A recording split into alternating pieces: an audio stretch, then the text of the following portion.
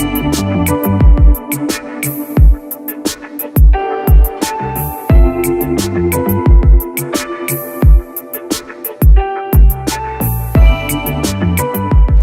everyone, I am Matt and this is Aaron. And we are the United States of Coffee. This is our first video, a little brewing instruction. Today Tutorial. Tutorial, if you will. Today we're going to talk about how we make coffee, well, how I make coffee in the V60.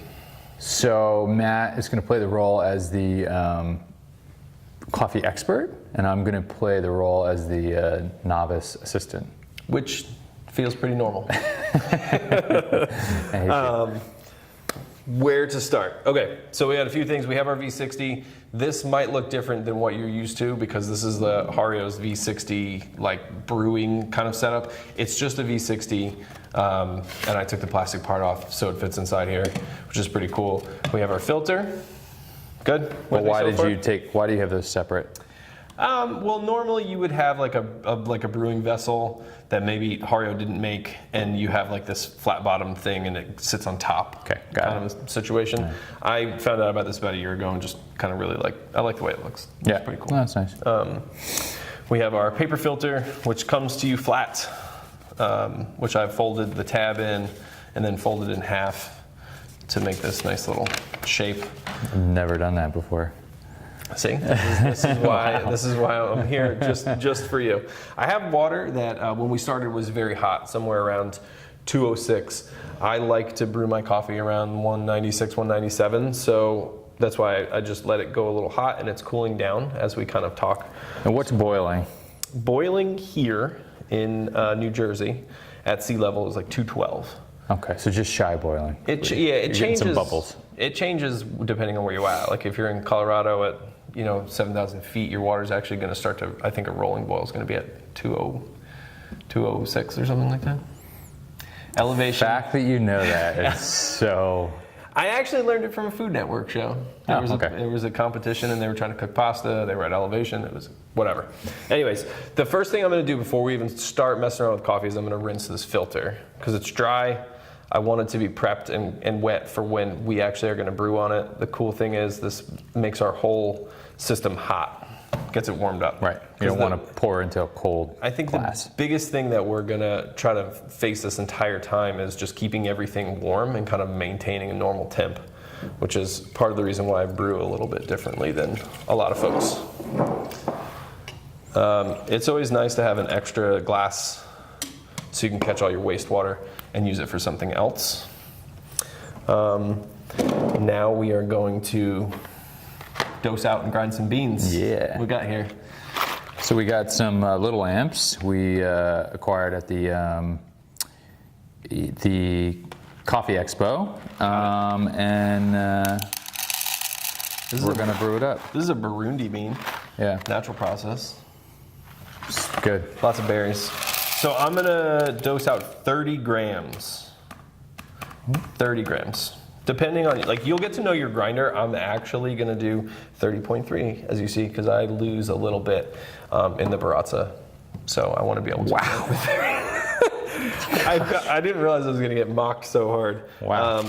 So go ahead and put those in. If you guys are using a Baratza Encore at home, I usually grind these like 2 notches left of 20. I mean, yeah, obviously. So you can hold that if you want. There's also a knob on the side if you just want to flip it. We're gonna hold. Okay. Have you tasted this yet? Yeah, I had it today. Super good. Very good. Yeah.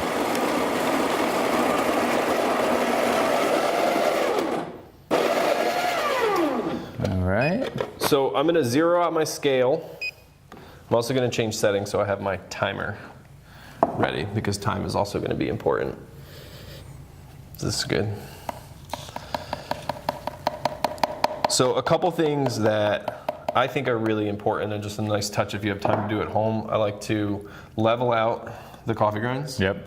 But then something I learned recently from Don't do it. looking at Scott Rao's Instagram feed is just a little bit of a divot in there. It's going to help distribute everything. So you can see here, we're at 30 grams. Wow, I can't not believe that that's... It took, I mean, I've had the grinder for a while, so, you know. So again, I'm going to zero out my scale. Yeah. And I'm at 198, which is pretty good. It'll be on the lower side of 197. And this is where everything's going to get a little different than most of what you read online. Most of what you read online is like 3 big pours in the V60, and it's like pour, drain, pour, drain, pour, drain. And from what I read again on Scott Rao's blog, and then just found a lot of info on YouTube, mainly from a lot of Japanese coffee drinkers, is this slower, steady, consistent pour. And what it's going to do is we're just going to attempt to make sure that this slurry stays the same temp kind of the whole time. Got it. And gets like a lot of kind of motion and all that fun stuff. So we're going to start our clock, and we're going to start pouring. We're going to pour our bloom, which... What's the bloom? I double the amount of grams in coffee. So there's 30 grams of coffee. I'm going to pour 60 milliliters of water. Wow. And what's happening is you can see all these like crazy bubbles in here. Yeah. The coffee is off-gassing at this point, and it's all getting a little bit saturated, which essentially it's getting ready to let out all of its good tastiness. Yeah. Which is cool. So we're going to let that sit for 30 seconds. You'll notice I kind of picked it up and swirled it. Yeah. That just aided in making sure the water kind of gets to all the coffee that's underneath too. And now I'm going to start pouring. Now it begins. This time, I'm going to go, in kind of a circular motion, pretty steady. I'm going to go to 150, thereabout. It's not a huge, if you go to 160, it's not a big deal. I'm going to pick it up. I'm going to do another little swirl. And I think people on the internet are actually calling that the Scott Rao swirl now. Jeez. So, fancy stuff. We're at 155, we're at 1 minute, and I'm gonna start this slow pour, where essentially what I'm doing is kind of matching what's coming out. I'm matching that kind of same rate. So I can go right in the center if I want. Doesn't particularly matter. I can kind of go really slow, but you can see that's like, you almost wanna get it so it's just dripping. And the goal is to get to like a full 500 grams or 500 milliliters of water on our scale around the time we get to like 2 minutes and 30 seconds. You're kind of running out of time here. Think so? No, maybe not. The other cool thing that we're gonna swirl again, so I know that these beans are gonna get kind of agitated and leveled out. What I tend to do sometimes, depending on the bean, this is like either really me not knowing what I'm talking about at all or high level stuff, is you can almost like do a really hard pour and kind of agitate them a little bit more. Yeah. I've heard a couple roasters talking online where they just know like their type of bean and the way they roast, that the grinds just really kind of like to be agitated a lot while they're brewing. So we're getting pretty close. What did you say the time was? 500 at 2:30. Wow. So I'm gonna do one last swirl, just to kind of get everything settled and leveled. What we want to see when we're done is just a really kind of level bed of these grinds. And that's a good kind of indicator if you're not using a TDS machine or anything crazy like that. If you know you have those flat beds and you like the way your coffee tastes, then you're obviously doing the right thing. This will finish up usually around 3:30. So we have 30 seconds to sit here and talk about. So my only comment would be, this is very precise. I don't go to the level of precision when I'm... Oh, you don't say. When I'm brewing coffee. But I think if you take fundamentals from grinding, temperature, how you pour, and obviously what beans you're using, that's going to give you a much better cup of coffee. Yeah, I mean, I think the biggest thing is not always, I mean, the cool thing about coffee is everybody has their own taste and desires, right? And there's like a few things that make it quote unquote good, but I think for the most part, it's very much based on taste. So, what am I trying to say? I lost my train of thought because I don't have a space to put this, but. Oh, I guess what I'm trying to say is like, if you kind of know what you like, you can achieve it, but the only way to achieve it is to like figure out how to keep certain things consistent.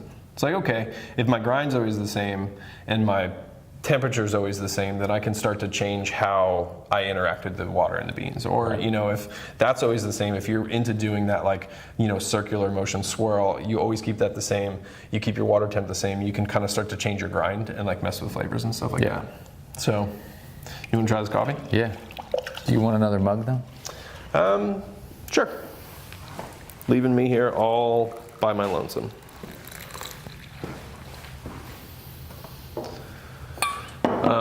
So while I wait for Aaron to bring me a mug, I guess I will say you So can... let's put, Oh, perfect. Yeah. that's gonna go in there. Yep. This is for you, sir. Gracias.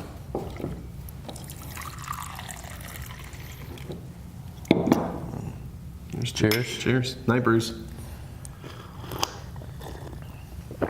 Really good. Perfect temp too. I mean, Nice, right? Good. See you guys. thank you.